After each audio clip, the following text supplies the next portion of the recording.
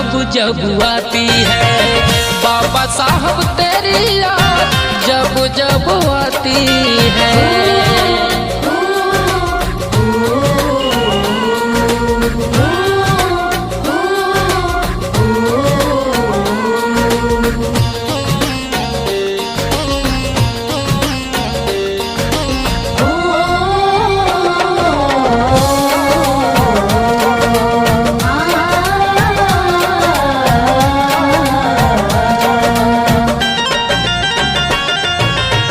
तू जो रहता भीम जी, दर्द ये ना सहने देता, मेरे आँखों से आंसू कभी न तू बहने देता।